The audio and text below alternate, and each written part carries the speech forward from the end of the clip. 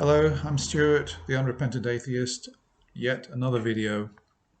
I'm making about one a day at this rate, and well, it's such an interesting topic. That's why I do all this stuff because it's the one topic I keep coming back to. I find it interesting, particularly um, looking at weaknesses in Christian apologetics. So, what I've done today is I've watched a debate on with Darth Dawkins and Mark Drysdale.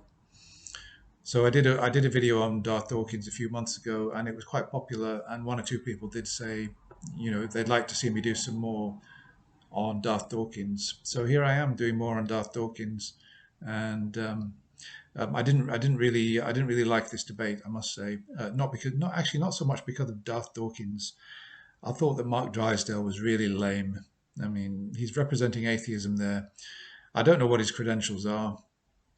He, I did look him up on Google, and it seems that he collects wild cats, big cats, tigers, lions, and that I think he was prosecuted because he allowed four of his tigers to burrow under a fence, and they killed and ate a tiger, which is absolutely appalling. I don't support keeping large cats in captivity. I absolutely hate zoos that keep these large animals. Um, they they really shouldn't do that. These incredible creatures should be in the wild. They should not be kept in zoos. But anyway, that's I'm not saying that zoos are a bad thing. They're okay for some animals, not wild predatory cats. No way, no way, no way at all. Elephants, giraffes, these creatures shouldn't be in zoos, but let's forget that. So Mark Drysdale got no idea really what his credentials are. Couldn't find anything. He hasn't got a Wikipedia entry by the looks of it. So, but then again, Darth Dawkins doesn't really seem to have any credentials either. So, I suppose they thought that it was a good idea to put them together. So I'll post a link underneath. And what channel was it on? Modern Day Debate. Yeah, posted in 2021. So yeah, Darth Dawkins. So I know what his worldview is, and obviously he's a Christian. I think he's a young Earth creationist, and obviously he believes that the Bible is the revealed Word of God. He is known as in apologetics as a presuppositionalist, and I'm sure that you probably all know what that is, but essentially he's presupposing that he's presupposing that there's a foundation for everything which exists, and that everything can only exist with any kind of stability and reliability if there is what he calls something which is fundamental and absolute. And obviously, for him, this fundamental absolute entity is a personal God as revealed by the Bible and Jesus Christ. So everything in existence, right down to the smallest quark, um, not just material things, but also human intelligence, reason, logic, science. It all requires a solid foundation. Otherwise, none of it's reliable, and in a we would live in continuous flux and chaos. Where he's saying the reason that reason is reasonable, and the reason that rational thought is not irrational, and the reason that logic is logical. I can't prove that logic is logical. I can't prove that reason is reasonable. But then again, I don't have this concept to fall back on in my worldview. Now, he would say he's got this concept, and it's not only a concept, it's reality, and that if it didn't exist, um, effectively there would just be chaos everywhere, and we wouldn't be able to live the relatively stable lives that we live. Thought would break down, science would break down, the physical laws of the universe would collapse, and there would just be chaos everywhere, unless there was this fundamental absolute underpinning everything and giving us this reliability. The problem is, of course, is that I've had presuppositionalists say to me, how do you know you're, well, they've said to me, you've got no basis for your reason. You can't prove that reason is reasonable. The laws of logic could be unreliable for all you know.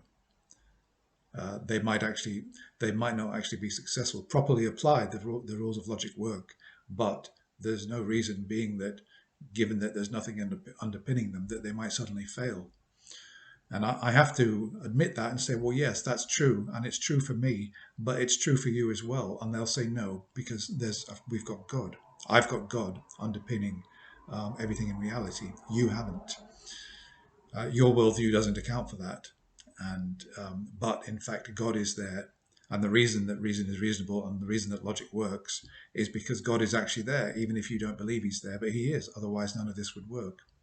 And so he's presupposing that God, that there is a God, but he's also presupposing that everything in reality needs this absolute foundation. And I think that's got to be demonstrated. And if I was in the debate today, if I was debating Darth Dawkins, I would say, first you've got to demonstrate that. You're just asserting it. So this would be my position if I was in this debate. Now, I'm not a debater. I just make these videos.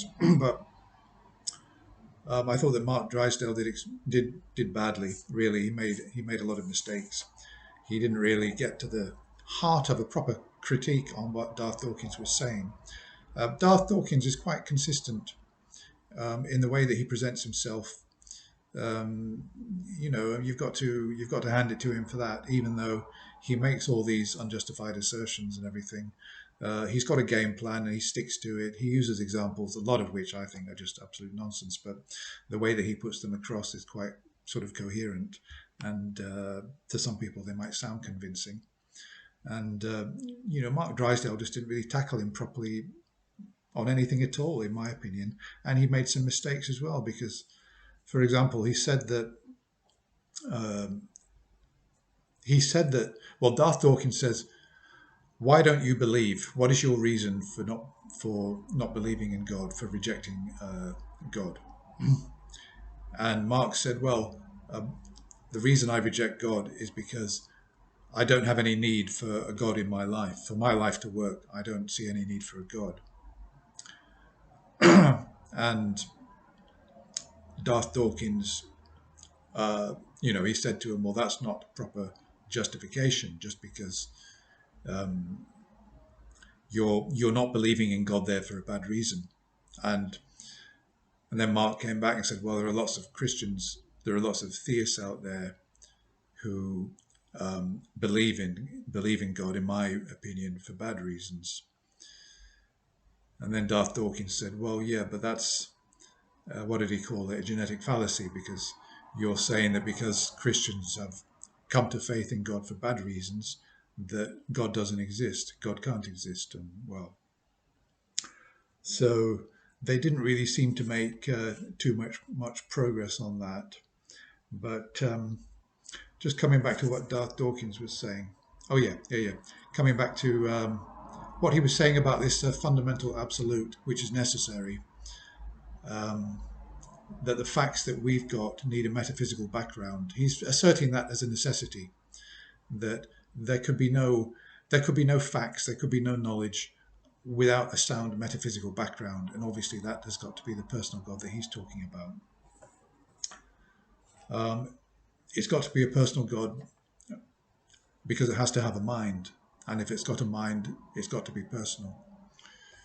So, of course, Mark came back to him and said, well, you haven't really adequately justified why we need a God. And Darth Dawkins said, this is a really strange one. I mean, you can't get much more circular than this. So he says that we need God because God revealed himself to us through the Bible and through Jesus Christ. And he couldn't have done this unless, and we couldn't have We couldn't have got that message unless he actually existed. So he's gone in a circle there. He's proving God with God. And the alternative to that, for Mark, he's saying that your worldview emanates through mystery, that you you don't know what is underpinning reality. You don't know what is underpinning science, logic, reason. It's a mystery, and for that reason, you can't possibly have any confidence in it. Again, that's something that he's asserting. I always say that because presuppositionalists say to me that, yeah, you can't know that reason is reasonable, that logic is logical, etc., and that it could let you down, it could fail. And I say, yes, I say, but that's true for me as well. That's true for both of us, me and you. You wrongly believe that because we have reason and logic, that there necessarily has got to be a God underpinning it all. But you haven't demonstrated that as an axiom. You haven't demonstrated the truth of that, and it doesn't follow. And then they will come back and say, well, it has to follow. And I say, well, why does it have to follow? And then they will say, because there's a God. So they just keep going back round and round in circles. They never actually manage to demonstrate anything. And I think this is the big weakness in Darth Dawkins' position, that he will just keep asserting these things. And he will never actually be able to demonstrate anything at all. He uses a lot of analogies. For example, he said that if there was no God, if there was no personal God, guaranteeing everything that we know as fact, everything would be in flux. And he gave an example that if you make a statement, the Eiffel Tower is in Paris, that is a reliable statement. And it's a reliable statement because we live in a stable reality because there's a God. If we didn't live in a stable reality, that Eiffel Tower could just literally, it could change, it could vanish. So you could never make any kind of factual statement. Again, he's making these assertions, and Mark's not picking him. Mark is not challenging him, and this is where, if Darth Dawkins ever phoned Matt on the Atheist Experience, it wouldn't last long because he wouldn't be able to demonstrate the truth of the validity in anything that he's saying. And I don't believe the call would last more than 2 or 3 minutes, because the first time he makes a statement, well, for example, today in the debate, he started off saying what his position is. He's a Christian, and he believes, not just he believes, but the Bible is God revealing himself to mankind. Now, if he said that to Matt, there's a whole new discussion. But I've got no doubt that Darth Dawkins would go straight back to his absolute and fundamental argument. He would go straight to it. He wouldn't kind of dance around. He would go straight to what he thinks is his trump card, that everything in reality has got to be underpinned by an absolute, something absolute and fundamental, and that thing is God, and we know that because he's revealed himself through the Bible and through Jesus Christ.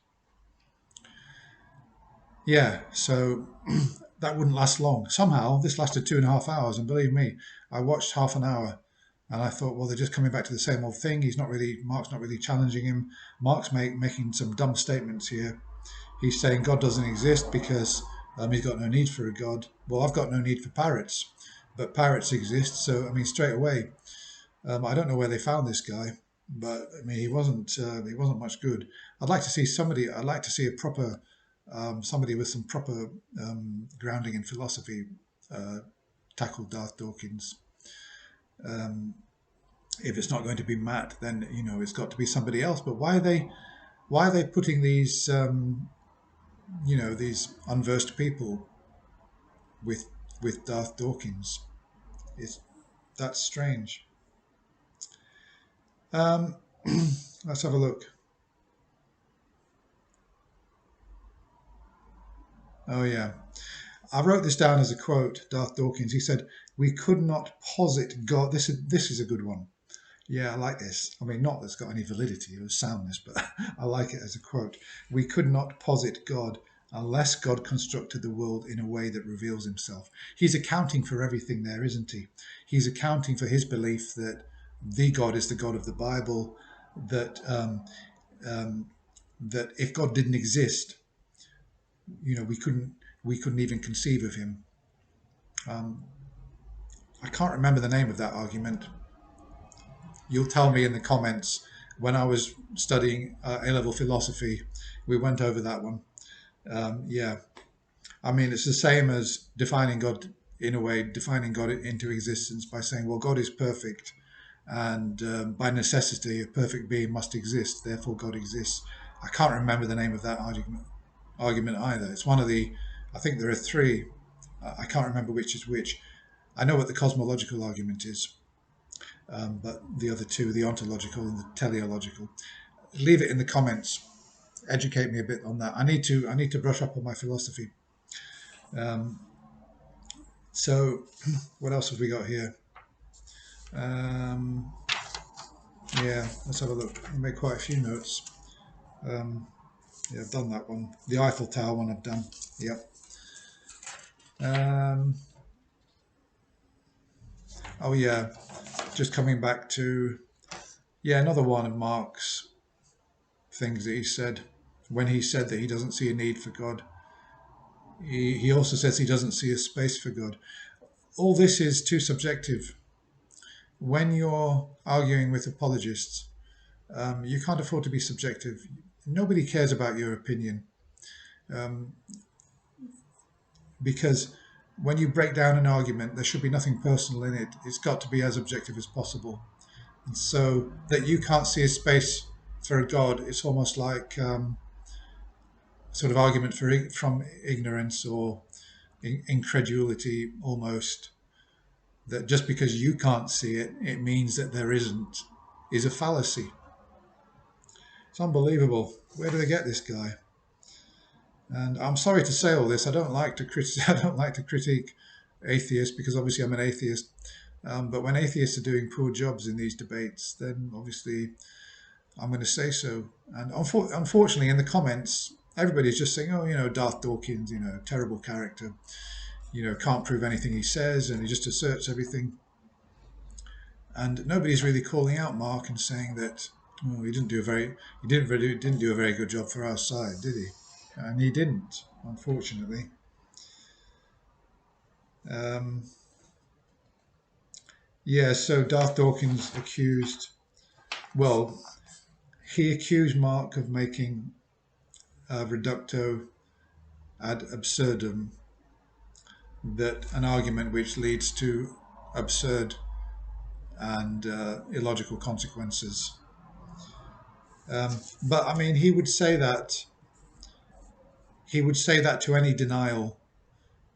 He would say that to any denial that God exists, because for him, a world in which there's no God is by its very nature contradictory and absurd. So whatever you say for him is going to be an argument reducto ad absurdum. So there were some ad hominems. I think that Darth was saying, you need to educate. Well, actually, yeah, he was saying to Mark, you're not fit to debate me. Actually, which, to be honest, is kind of true. And he says you need to educate yourself. I suppose that's an ad hominem attack, but in a way, that's kind of true as well. Um,